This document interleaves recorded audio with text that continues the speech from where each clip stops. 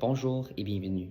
Je m'appelle Elliot Martel et aujourd'hui, je vous présente une langue indo-européenne. Avant que je commence, j'aimerais vous présenter des informations pertinentes que selon moi est très important à savoir avant qu'on s'avance à comment les langues indo-européennes sont à la fondation et à la base de les 10 grandes familles linguistiques dont on parle aujourd'hui à travers du monde. Donc, voici mes informations pertinentes. Les langues indo-européennes est une des langues parlées à la préhistoire sans écriture. Ceci veut dire que les chercheurs et les chercheuses de cette langue ont eu beaucoup de difficultés à recevoir de l'information et des détails à propos de c'est quoi cette langue et qui l'ont créée et l'ont parlée. Ce qu'on sait par contre est que cette langue était parlée avec des gestes et la parole.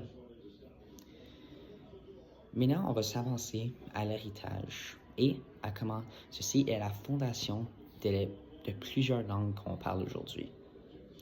Donc, pour représenter cette idéologie, j'aimerais vous présenter un petit exemple. Donc, comme vous le savez, la langue indo-européenne est à la fondation des 10 grandes langues.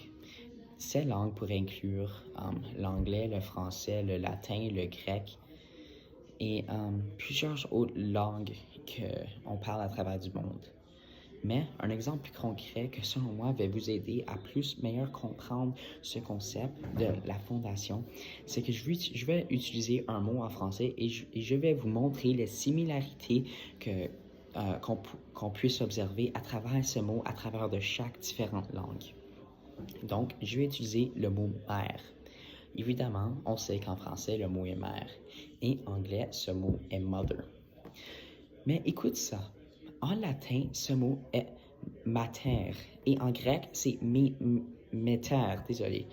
Donc, vous pouvez voir qu'il y a plusieurs similarités entre le mot mère, entre chaque langue. Ceci est parce que, évidemment, la fondation de la langue indo-européenne. Une image que, selon moi, va très bien vous donner un aspect visuel à essayer de comprendre, c'est cette image que j'ai choisie. Oh, désolé, laisse-moi l'agrandir. C'est cette image que j'ai choisie, c'est l'arbre. Donc, cette image, selon moi, représente que le tronc ici, tu peux voir le gros tronc, est la langue indo-européenne. Donc, c'est juste ça, le tronc, qui est la langue européenne. Et vous pouvez remarquer qu'il y a plein de branches. Ces branches représentent les différentes familles linguistiques. Donc, tu peux voir l'anglais, le français, l'allemagne, le grec. Donc, et cette branche, et vous pouvez voir qu'il y a plein de feuilles colorées. Selon moi, ces feuilles colorées représentent les mots de cette langue, la grammaire, comment on le parle. Et vous pouvez voir que ça se relie tout à la tronc de l'arbre. C'est ça la fondation, c'est ça ce qui donne naissance à ces feuilles et à ces arbres. Selon moi, ça c'est une très bonne image à représenter ce concept. J'espère qu'aujourd'hui, je vous ai appris c'est quoi une langue indo-européenne et je vous remercie énormément de m'avoir écouté et de m'avoir prêté votre attention. Passe une belle restante journée.